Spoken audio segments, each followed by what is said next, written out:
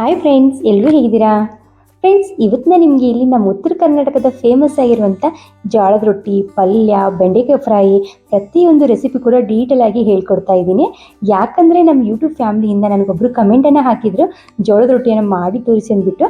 ಹಾಗಾಗಿ ಇವತ್ತು ಪೂರ್ತಿ ವಿಡಿಯೋನ ನಾನು ನಿಮ್ಮ ಜೊತೆ ಶೇರಿಂಗನ್ನು ಮಾಡ್ತಾ ಇದ್ದೀನಿ. ಪ್ಲೀಸ್ ವಿಡಿಯೋನ ಎಲ್ಲಿ ಸ್ಕಿಪ್ ಮಾಡಿದ್ದೀನಿ ಪೂರ್ತಿ ನೋಡಿ, ಖಂಡಿತ ನಿಮಗೆ ವಿಡಿಯೋ ಇಷ್ಟ ಆಗುತ್ತೆ. ಫ್ರೆಂಡ್ಸ್, ನೀವು ಕೇಳಿದ್ದೀರಾ ಅನ್ನೋ ಕಾರಣಕ್ಕೆ ನಾನು ಇವತ್ತು ಈ ವಿಡಿಯೋನ ಮಾಡ್ತಾ ಇರೋದು. ಮೊದಲಿಗೆ ನಾನು ಇದೊಂದು ಅರ್ಧ ಗ್ಲಾಸ್ ಆಗೋಷ್ಟು ನೀರನ್ನು ಬಿಸಿ ಮಾಡೋಕ್ಕಿಟ್ಟಿದ್ದೀನಿ. ಅದರಲ್ಲಿ ಸ್ವಲ್ಪನೇ ಉಪ್ಪನ್ನು ಕೂಡ ಸೇರಿಸ್ಕೊಂಡಿದ್ದೀನಿ ಫ್ರೆಂಡ್ಸ್. ನಂತರ ನೀರು ಕುದಿ ಬರುವವರೆಗೂ ನಾನು ಬೆಂಡೆಕಾಯಿಗೆ ಮಸಾಲೆಯನ್ನು ರೆಡಿ ಮಾಡ್ಕೋಬೇಕು ಅಂದ್ಕೊಂಡು ಬೆಂಡೆಕಾಯನ್ನು ತಗೊಂಡಿದ್ದೀನಿ. ಬೆಂಡೆಕಾಯನ್ನು ಚೆನ್ನಾಗಿ ಒಂದು 2ರಿಂದ 3 ಸತಿ ವಾಶ್ ಮಾಡ್ಕೋಬೇಕು. ಯಾಕಂದರೆ ಬೆಂಡೆಕಾಯಲ್ಲಿ ತುಂಬ ಗಲೀಜಿರುತ್ತೆ. ಹಾಗಾಗಿ ಬೆಂಡೆಕಾಯಿಗೆ ಸ್ವಲ್ಪ ಉಪ್ಪನ್ನು ಬೆರೆಸ್ಕೊಳ್ಳಿ. ಯಾವುದೇ ತರಕಾರಿಗಾಗಿ ಉಪ್ಪನ್ನು ಸೇರಿಸ್ಕೊಂಡು ವಾಶ್ ಮಾಡೋದ್ರಿಂದ ಬೇಗನೆ ಕ್ಲೀನ್ ಆಗುತ್ತೆ. ಅದಕ್ಕೋಸ್ಕರ ನಾನು ಚಿಕನ್ಗೆ ಕೂಡ ಉಪ್ಪನ್ನು ಹಾಕಿ ವಾಶ್ ಮಾಡ್ಕೊತೀನಿ. ನಂತರ ಚೆನ್ನಾಗಿ ಒಂದು ಕಾಟನ್ ಬಟ್ಟೆಯನ್ನು ತೊಗೊಂಡ್ಬಿಟ್ಟು ಒರೆಸ್ಕೊಳ್ಳಿ. ಅದನ್ನು ಒರೆಸ್ಕೊಂಡು ನಿಮ್ಗೆ ಯಾವ ರೀತಿ ಪೀಸಸ್ ಬೇಕಲ್ಲ ಆ ರೀತಿಯಾಗಿ ಕಟಿಂಗ್ ಮಾಡ್ಕೋಬೇಕು. ಫ್ರೆಂಡ್ಸ್, ಬೆಂಡೆಕಾಯನ್ನು ವಾಶ್ ಮಾಡ್ಕೊಂಡ್ಮೇಲೆ ತುಂಬ ಚೆನ್ನಾಗಿ ಕಾಟನ್ ಬಟ್ಟೆಯಿಂದ ಒರೆಸ್ಕೊಳ್ಳಿ. ಇಲ್ಲ ಅಂದರೆ ಒಂದು ರೀತಿಯಲ್ಲಿ ಅಂಟಂಟಾಗಿ ಆಗಿಬಿಡುತ್ತೆ ಬೆಂಡೆಕಾಯಿ. ಅದಕ್ಕೋಸ್ಕರ ಈಗ ನಾನಿಲ್ಲಿ ಒಂದು ಬೆಂಡೆಕಾಯಿ ಒಳಗೆ 4 ಪೀಸಸ್ ಆಗಿ ಮಾಡಿಕೊಂಡು ಕಟಿಂಗ್ ಮಾಡಿಕೊಂಡು ಸೈಡ್ಗೆ ಇಟ್ಕೊತಾ ಇದ್ದೀನಿ. ಇದಕ್ಕೆ ನಾನಿಲ್ಲಿ 1 ಚಮಚದಷ್ಟು ಕಾರ್ನ್ಫ್ಲೋರ್ ಹಿಟ್ಟು, 2 ಚಮಚದಷ್ಟು ಕಡಲೆ ಹಿಟ್ಟನ್ನು ಸೇರಿಸ್ಕೊತಾ ಇದ್ದೀನಿ. ನಿಮ್ಮ ಹತ್ರ ಕಾರ್ನ್ಫ್ಲೋರ್ ಹಿಟ್ಟು ಇಲ್ಲಪ್ಪ ಅಂದರೆ ನೀವು ಅಕ್ಕಿ ಹಿಟ್ಟನ್ನು ಕೂಡ ಸೇರಿಸ್ಕೋಬೋದು. ರುಚಿಗೆ ತಕ್ಕಷ್ಟು ಅಚ್ಕಾರದ ಪುಡಿ, ಸ್ವಲ್ಪನೇ ಅರಿಶಿನ, ನಂತರ ಇಲ್ಲಿ ಹುಳಿಗೆ ಲಿಂಬೆಹಣ್ಣಿನ ರಸವನ್ನು ಸೇರಿಸ್ತಾ ಇದ್ದೀನಿ. ನೀವು ಲಿಂಬೆಹಣ್ಣು ಇಲ್ಲ ಅಂದರೆ ವೆನಿಗರ್ ಕೂಡ ಸೇರಿಸ್ಕೋಬೋದು. ನಾನಿಲ್ಲಿ ಮಿಕ್ಸ್ ಮಾಡ್ಕೋತಾ ಇದ್ದೆ, ಸೊ ಉಪ್ಪು ಹಾಕೋದೇ ಮರ್ತುಬಿಟ್ಟಿದ್ದೆ. ಸೊ ಹಾಗಾಗಿ ನಾನಿಲ್ಲಿ ಮತ್ತೆ ಉಪ್ಪನ್ನು ಸೇರಿಸ್ತಾ ಇದ್ದೀನಿ. ರುಚಿಗೆ ತಕ್ಕಷ್ಟು ಉಪ್ಪನ್ನು ಹಾಕಿ ಚೆನ್ನಾಗಿ ಮಿಕ್ಸ್ ಮಾಡಿಕೊಳ್ಳಿ. ಇದಕ್ಕೆ ಯಾವುದೇ ಕಾರಣಕ್ಕೂ ನೀವು ನೀರನ್ನು ಸೇರಿಸ್ಕೋಬಾರ್ದು. ಹಾಗೆ ಇದನ್ನು ಮಿಕ್ಸ್ ಮಾಡಿಕೊಳ್ಳಿ. ಉಪ್ಪು ಮತ್ತು ಲಿಂಬೆ ಹಣ್ಣಿನ ರಸ ಸೇರಿಸೋದ್ರಿಂದ ಇದು ನೀರಾಗಿ ತಾನೇ ಸ್ವಲ್ಪ ನೀರು ಬಿಡುತ್ತೆ.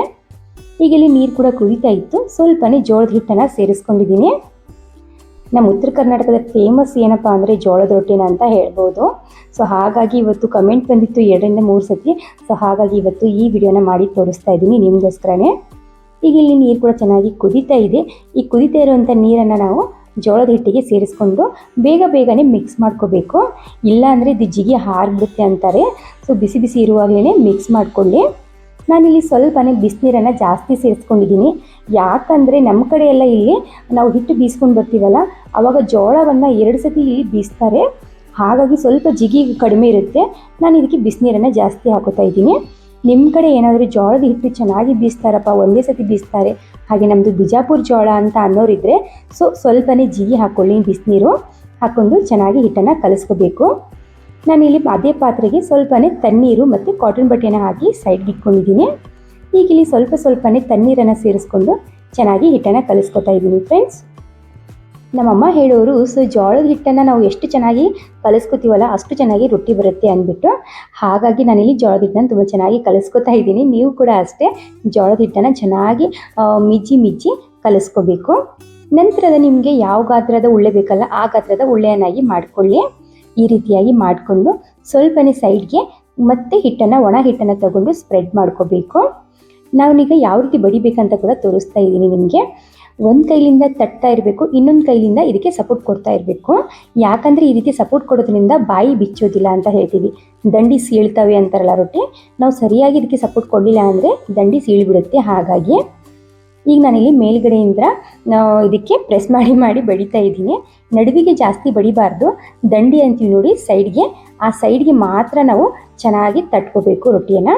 ಸೈಡ್ಲಿಂದ ನಾವು ಒಂದು ಕೈಯಿಂದ ಇದಕ್ಕೆ ಸಪೋರ್ಟಿಂಗ್ ಕೊಡಬೇಕು. ಒಂದು ಅಂಗೈ ಆಗುವಷ್ಟು ನಾನಿಲ್ಲಿ ತಟ್ಟಿದ್ದೀನಿ ಈ ರೀತಿಯಾಗಿ. ನಂತರ ಇದಕ್ಕೆ ಲಟನ್ಕಿಯಿಂದ ನಾನು ಲಟ್ಟಿಸಿ ತೋರಿಸ್ತಾ ಇದ್ದೀನಿ. ಈ ಲಟನ್ಕಿಗೆ ನಾನು ಪಾಕೆಟ್ ಹಾಳೆಯನ್ನು ಕಟ್ಟಿಲ್ಲ. ಸೊ ಕೆಲವರು ಪಾಕೆಟ್ ಹಾಳೆಯನ್ನು ಕಟ್ತಾರೆ. ಪಾಕೆಟ್ ಹಾಳೆ ಕಟ್ಟೋದ್ರಿಂದ ಇದ್ರ ಮೇಲ್ಗಡೆ ರೊಟ್ಟಿ ಮೇಲ್ಗಡೆ ಗೆರೆಯಾಗಿ ಕಾಣ್ತಾವೆ ನೋಡಿ. ಆ ರೀತಿ ಕಾಣಬಾರ್ದು ಅನ್ನೋ ಕಾರಣಕ್ಕೆ ನಾನಿಲ್ಲಿ ಪಾಕೆಟನ್ನು ಕಟ್ಟಿಲ್ಲ. ಏನಾದರೂ ರೊಟ್ಟಿ ಅಂಟುತ್ತಾ ಇದ್ದರೆ ಲಟನ್ಕಿಗೆ ಸ್ವಲ್ಪನೇ ಹಿಟ್ಟನ್ನು ಸ್ಪ್ರೆಡ್ ಮಾಡ್ಕೊಳ್ಳಿ. ಲಟನ್ಕಿಗೆ ಮತ್ತೆ ನೀವು ಇದನ್ನು ಸ್ಪ್ರೆಡ್ ಮಾಡ್ಕೋಬೋದು. ರೊಟ್ಟಿಯನ್ನು ಸ್ವಲ್ಪ ದಂಡಿ ಮಾತ್ರ ತೀಡಬೇಕು, ನಡುವಿಗೆ ಜಾಸ್ತಿ ತೀಡಬಾರ್ದು. ನೀವು ವಿಡಿಯೋದಲ್ಲಿ ನೋಡ್ತಾ ಇರ್ಬೋದು ನಾನು ಯಾವ ರೀತಿ ತೀಡ್ತಾ ಇದ್ದೀನಿ ಅಂದ್ಬಿಟ್ಟು. ನಾನು ಯಾವ ರೀತಿ ವಿಡಿಯೋದಲ್ಲಿ ತೀಡ್ತಾ ಇದ್ದೀನಲ್ಲ ಅದೇ ರೀತಿ ತೀಡ್ಕೊಳ್ಳಿ. ನಾನು 2 ಅಂಗೈ ಆಗುವಷ್ಟು ದೊಡ್ಡದಾಗಿ ಮಾಡ್ಕೊಂಡಿದ್ದೀನಿ ರೊಟ್ಟಿಯನ್ನು. ಜಾಸ್ತಿ ದೊಡ್ಡದು ಮಾಡ್ಕೊಳ್ಳೋದಿಲ್ಲ ನಾನು ರೊಟ್ಟಿ, ಯಾಕಂದರೆ ನನ್ನ ಕೈಯಲ್ಲಿ ಬರೋದೇ ಇಲ್ಲ. ಹಾಗಾಗಿ ನಂತರ ನಾನಿಲ್ಲಿ ತವಾ ಕೂಡ ಚೆನ್ನಾಗಿ ಬಿಸಿಯಾಗಿತ್ತು. ಈಗ ನಾನಿಲ್ಲಿ ತವ ಮೇಲೆ ಹಾಕಿದ್ದೀನಿ. ಮೇಲ್ಗಡೆ ಇದಕ್ಕೆ ನಾವು ನೀರನ್ನು ಹಚ್ಚಬೇಕು.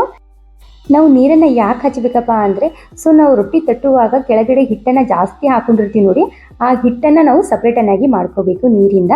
ಹಾಗೆ ನಾವೇನಾದರೂ ರೊಟ್ಟಿ ಬೇಯಿಸ್ಕೊಂಡ್ರೆ ಅದೆಲ್ಲ ಬ್ಲ್ಯಾಕ್ ಆಗಿಬಿಡುತ್ತೆ, ಚೆನ್ನಾಗಿ ಅನಿಸೋದಿಲ್ಲ. ಈಗ ಚಿಕ್ಕ ಚಿಕ್ಕ ಬಬಲ್ಸ್ ಬರಬೇಕು. ಈ ರೀತಿ ಬಬಲ್ಸ್ ಬಂದ ನಂತರನೇ ನಾವು ರೊಟ್ಟಿಯನ್ನು ಟರ್ನ್ ಮಾಡ್ಕೋಬೇಕು. ಇವೆರಡೂ ಕೂಡ ತುಂಬಾ ಇಂಪಾರ್ಟೆಂಟು ಟಿಪ್ಸು. ಫ್ರೆಂಡ್ಸ್, ನನಗೆ ಗೊತ್ತಿರೋಷ್ಟು ಟಿಪ್ಸನ್ನು ನಾನು ನಿಮ್ಮ ಜೊತೆ ಶೇರಿಂಗನ್ನು ಮಾಡ್ತಾ ಇದ್ದೀನಿ. ನಿಜ ಹೇಳಬೇಕಂದ್ರೆ ನನಗೂ ಕೂಡ ಅಷ್ಟು ಪರ್ಫೆಕ್ಟಾಗಿ ರೊಟ್ಟಿ ಬರೋದಿಲ್ಲ. ಸೊ ನಮ್ಮಮ್ಮ ನಮ್ಮ ಅಕ್ಕನೆಲ್ಲ ಹೋಲಿಸ್ಕೊಂಡ್ರೆ ನಾನು ಎಷ್ಟು ರೊಟ್ಟಿ ಮಾಡೋಕ್ಕೆ ಬರೋದಿಲ್ಲ ಅಂತ ನನಗೆ ನಗು ಬರುತ್ತೆ. ಸೊ ಯಾಕಂದರೆ ಅವರು ತುಂಬ ಚೆನ್ನಾಗಿ ರೊಟ್ಟಿಯನ್ನು ಮಾಡ್ತಾರೆ. ಸೊ ಅವರು 4 ರೊಟ್ಟಿ ತಿಂದರೂ ಕೂಡ ನನಗೆ ಹೊಟ್ಟೆ ತುಂಬೋದಿಲ್ಲ, ಅಷ್ಟು ತೆಳುವಾಗಿ ರೊಟ್ಟಿಯನ್ನು ಅವರು ಮಾಡ್ತಾರೆ, ಅಷ್ಟು ಬೇಗ ಬೇಗ ಕೂಡ ಮಾಡ್ತಾರೆ. ಸೊ ನಂದು ಅಷ್ಟು ಪರ್ಫೆಕ್ಟ್ ರೊಟ್ಟಿ ಅಂತ ನಾನು ಅನ್ನೋದಿಲ್ಲ, ಸ್ವಲ್ಪ ನನ್ನ ರೊಟ್ಟಿ ದಪ್ಪನೇ ಅಂತ ಅನ್ಕೋತೀನಿ. ಅವ್ರಿಗೆ ಹೋಲಿಸ್ಕೊಂಡ್ರೆ ತುಂಬಾ ಕಡಿಮೆ ನಾನು ರೊಟ್ಟಿ ಅವ್ರದ್ದು ಕಾಂಪಿಟೇಷನಲ್ಲಿ. ಸೊ ಅಂತೂ ಇಂತೂ ನನಗೆ ಗೊತ್ತಿರೋ ಅಷ್ಟು ನಾನು ರೊಟ್ಟಿಯನ್ನು ನಿಮಗೆ ಹೇಳ್ಕೊಡ್ತಾ ಇದ್ದೀನಿ. ಯಾಕಂದರೆ ನಾನು ಇಷ್ಟು ದಿನ ಆದರೂ ಕೂಡ ರೊಟ್ಟಿದು ವಿಡಿಯೋ ಮಾಡಿರಲಿಲ್ಲ, ಲಾಂಗ್ ವಿಡಿಯೋ. ಸೊ ನೀವು ಕಮೆಂಟ್ ಹಾಕಿದ್ದೀರಾ ಅನ್ನೋ ಒಂದೇ ಕಾರಣಕ್ಕೆ ನಾನಿವತ್ತು ರೊಟ್ಟಿ ಯಾವ ರೀತಿ ಮಾಡೋದಂತ ಹೇಳ್ಕೊಡ್ತಾ ಇದ್ದೀನಿ. ರೊಟ್ಟಿ ದಪ್ಪ ಆಗುತ್ತೆ ಅಷ್ಟೇ ನಂದು. ಸೊ ನನಗೂ ಅಷ್ಟು ಇಷ್ಟು ರೊಟ್ಟಿ ಮಾಡೋಕ್ಕೆ ಬರುತ್ತೆ, ಇಲ್ಲಂತಂತೂ ಅಲ್ಲ. ಸೊ ಅಂತೂ ಇಂತೂ ನಾನಿಲ್ಲಿ ರೊಟ್ಟಿ ಮಾಡಿದೆ. ಕೊನೆಯಲ್ಲಿ ನಾನು ಲಟ್ಟಿಸ್ಕೊಳ್ತಾ ಇರಲಿಲ್ಲ, ಯಾಕಂದರೆ ನನ್ನ ಮಗ ತುಂಬಾ ಕಾಡ್ತಾ ಇದ್ದರೆ ಲಟ್ಟಣಿಕೆ ತೊಗೊಂಡ್ಬಿಟ್ಟು, ಹಾಗಾಗಿ ಕೈಯಿಂದನೇ ಎಲ್ಲ ರೊಟ್ಟಿ ತಟ್ಟಿಬಿಟ್ಟು ಮಾಡಿದೆ. ಅದೇ ತವಾಗಿ ನಾನು ಸ್ವಲ್ಪನೇ ಕ್ಲೀನ್ ಮಾಡಿಕೊಂಡು 2-3 ಚಮಚದಷ್ಟು ಎಣ್ಣೆಯನ್ನು ಸೇರಿಸ್ಕೊತಾ ಇದ್ದೀನಿ. 2 ಚಮಚದಷ್ಟು ಎಣ್ಣೆ ಮಾತ್ರ ಇಲ್ಲಿ ಸೇರಿಸ್ಕೊಂಡಿದ್ದೀನಿ. ಕೊನೆಯಲ್ಲಿ ಬೇಕಂದರೆ ಮತ್ತೊಂದು ಸ್ಪೂನ್ ಸೇರಿಸ್ಕೊಳ್ಳೋಣ ಅಂದ್ಬಿಟ್ಟು. ಇಲ್ಲಿ ಬೆಂಡೆಕಾಯಿ ನೋಡ್ತಾ ಇರ್ಬೋದು, ಸ್ವಲ್ಪ ಇದು ಹಸಿ ಹಸಿಯಾಗಿ ಕಾಣ್ತಾ ಇದ್ದಾವೆ. ಸೊ ನಾನು ಇದಕ್ಕೆ ನೀರನ್ನು ಸೇರಿಸಿಲ್ಲ, ಹಾಗೆ ಬಿಟ್ಟಿದ್ನಲ್ಲ, ಲಿಂಬೆಹಣ್ಣಿನ ರಸ, ಉಪ್ಪು ಸೇರಿ ಸ್ವಲ್ಪ ಇದು ಹಸಿ ಹಸಿಯಾಗಿ ಆಗಿದೆ. ಈಗ 2 ಟೀ ಸ್ಪೂನ್ ಎಣ್ಣೆಯಲ್ಲಿ ನಾವು 1/4 kg ಆಗೋಷ್ಟು ಬೆಂಡೆಕಾಯಿನ ಫ್ರೈ ಮಾಡ್ಬೋದು. ನೀವು ಜಾಸ್ತಿ ಎಣ್ಣೆ ಹಾಕಿ ಫ್ರೈ ಮಾಡೋದ್ರಿಂದ ಎಣ್ಣೆ ಕೂಡ ವೇಸ್ಟ್ ಆಗುತ್ತೆ, ಹಾಗೆ ಎಣ್ಣೆ ಕೂಡ ಜಾಸ್ತಿ ಅನಿಸುತ್ತೆ. ಸೊ ಕಲರ್ ಎಲ್ಲ ಚೇಂಜ್ ಆದರೆ ಮತ್ತೆ ಯೂಸ್ ಮಾಡೋಕ್ಕೆ ಇಷ್ಟಪಡೋದಿಲ್ಲ ಕೆಲವರು. ಹಾಗಾಗಿ ಸ್ವಲ್ಪನೇ ಎಣ್ಣೆಯಲ್ಲಿ ಇದನ್ನು ಫ್ರೈ ಮಾಡ್ಕೊತಾ ಇದ್ದೀನಿ. ನಿಮ್ಗೆ ಎಷ್ಟು ಕ್ರಿಸ್ಪಿಯಾಗಿ ಬೇಕಲ್ಲ ಅಷ್ಟು ಕ್ರಿಸ್ಪಿಯಾಗಿ ಆಗುವವರೆಗೂ ನೀವು ಫ್ರೈ ಮಾಡ್ಕೋಬೋದು. ಈಗ ನಾನಿಲ್ಲಿ ಬೆಂಡೆಕಾಯಿ ಫ್ರೈ ಆಗುವವರೆಗೂ ಸೈಡ್ಗೆ ಒಂದು ಪಲ್ಯವನ್ನು ರೆಡಿ ಕೂಡ ಮಾಡ್ಕೋಬೇಕು ಅಂತ ಅಂದ್ಕೊಂಡು ಒಂದು ಬಾಣಲೆಯಲ್ಲಿ 2 ಸ್ಪೂನ್ ಆಗೋಷ್ಟು ಎಣ್ಣೆಯನ್ನು ಸೇರಿಸ್ತಾ ಇದ್ದೀನಿ. ಈ ಪಲ್ಯಕ್ಕೆ ಮಾತ್ರ ಎಣ್ಣೆ ಸ್ವಲ್ಪ ಜಾಸ್ತಿ ಇದ್ರೇ ಟೇಸ್ಟಿಯಾಗಿ ಅನಿಸುತ್ತೆ. ಒಂದು ಮೀಡಿಯಮ್ ಸೈಜ್ದು ಈರುಳ್ಳಿ, ನಂತರ ಇಲ್ಲಿ ಕೊತ್ತಂಬರಿ ಸೊಪ್ಪು, ಹಸಿಮೆಣಸಿನ್ಕಾಯಿ, ಬೆಳ್ಳುಳ್ಳಿ, ಶುಂಠಿಯನ್ನು ಪೇಸ್ಟನ್ನಾಗಿ ಮಾಡಿ ಸೇರಿಸ್ಕೊತಾ ಇದ್ದೀನಿ. ನಮ್ಮ ಉತ್ತರ ಕರ್ನಾಟಕ ಕಡೆ ಎಲ್ಲ ಈ ರೀತಿ ಪೇಸ್ಟನ್ನು ಮಾಡಿ ಇಟ್ಬಿಡ್ತಾರೆ. 1 ತಿಂಗಳಿಗೆ 15 ದಿನಕ್ಕೆ 1/4 kg ಆಗೋಷ್ಟು, ಅರ್ಧ kg ಆಗೋಷ್ಟು ಖಾರವನ್ನು ಮಿಕ್ಸ್ ಮಾಡಿ ಇಟ್ಕೊಂಡ್ಬಿಡ್ತಾರೆ. ಯಾವಾಗ ಬೇಕಲ್ಲ ಆವಾಗ ಚಟ್ಪಟ್ ಅಂತ ಪಲ್ಯವನ್ನು ಮಾಡಿಬಿಡ್ತಾರೆ. ಸೊ ನಾನು ವಿಡಿಯೋಕ್ಕೋಸ್ಕರ ಸ್ವಲ್ಪನೇ ರುಬ್ಕೋತಾ ಇದ್ದೀನಿ. ಸ್ವಲ್ಪನೇ ರುಚಿಗೆ ತಕ್ಕಷ್ಟು ಉಪ್ಪು, ಅರಿಶಿಣವನ್ನು ಸೇರಿಸಿದ್ದೀನಿ. ಇಲ್ಲಿ ತೊಗರಿ ಬೇಳೆಯನ್ನು ನಾನು ಅರ್ಧ ತಾಸು ಮುಂಚೆನೇ ನೀರಲ್ಲಿ ನೆನೆಯೋಕೆ ಇಟ್ಟಿದ್ದೆ, ಅದನ್ನೂ ಕೂಡ ನೀರನ್ನು ಸಪ್ರೇಟನ್ನು ಮಾಡಿ ಸೇರಿಸ್ಕೊತಾ ಇದ್ದೀನಿ. ನಂತರ ನಾನು ಇದಕ್ಕೆ ಒಂದು ಮೂಲಂಗಿ ಗಡ್ಡಿ, ಒಂದು 10 ಎಲೆಗಳನ್ನು ವಾಶ್ ಮಾಡಿಕೊಂಡು ಕಟಿಂಗ್ ಮಾಡ್ಕೊಂಡಿದ್ದೀನಿ. ಕಟಿಂಗ್ ಮಾಡಿಕೊಂಡು ಸೇರಿಸ್ತಾ ಇದ್ದೀನಿ. ಮನೆಯಲ್ಲಿ ಮೂಲಂಗಿ ಇತ್ತು, ಸೊ ರೊಟ್ಟಿಯಲ್ಲಿ ಮೂಲಂಗಿ ಸೊಪ್ಪಿನ ಪಲ್ಯ ತುಂಬ ಚೆನ್ನಾಗಿ ಅನಿಸುತ್ತೆ. ಯಾವುದಾದ್ರೂ ಆಯಿತು, ಸೊಪ್ಪಿನ ಪಲ್ಯ ರೊಟ್ಟಿ ಜೊತೆಗೆ ತುಂಬ ಚೆನ್ನಾಗಿ ಅನಿಸುತ್ತೆ. ಹಾಗಾಗಿ ಇವತ್ತು ಮೂಲಂಗಿ ಪಲ್ಯವನ್ನು ಸಿಂಪಲಾಗಿ ಮಾಡಿ ತೋರಿಸ್ತಾ ಇದ್ದೀನಿ. ಇದನ್ನು ಜಾಸ್ತಿ ನಾವು ಕುದಿಸ್ಬಾರ್ದು, ಜಸ್ಟ್ 2 ನಿಮಿಷ ಇದನ್ನು ಚೆನ್ನಾಗಿ ಮಿಕ್ಸ್ ಮಾಡಿಕೊಂಡು ಗ್ಯಾಸನ್ನು ಆಫ್ ಮಾಡಿದ್ರೆ ಸಾಕು ಫ್ರೆಂಡ್ಸ್. ಇನ್ನೊಂದು ಏನಪ್ಪ ಅಂದರೆ, ಸೊ ನಮ್ಮ ಕಡೆ ಇಲ್ಲಿ ಅಕ್ಕಪಕ್ಕದಲ್ಲೆಲ್ಲ ಮೂಲಂಗಿ ಸಾಂಬಾರು ಮಾಡ್ತಾರೆ ಜಾಸ್ತಿ.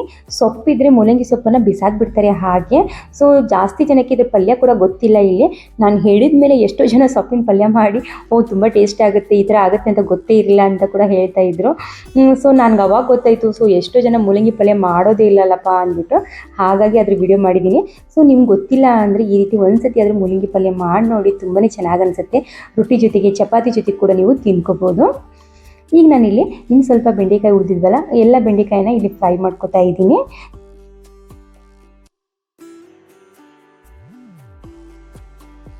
ಇಲ್ಲಿ ರೊಟ್ಟಿ ಕೂಡ ನಿಮಗೆ ಮಾಡಿದ ತಕ್ಷಣವೇ ಮುಚ್ಚಿಟ್ಬಿಡ್ಬೇಕು, ಅಂದರೆ ಮೃದುವಾಗಿರ್ತವೆ.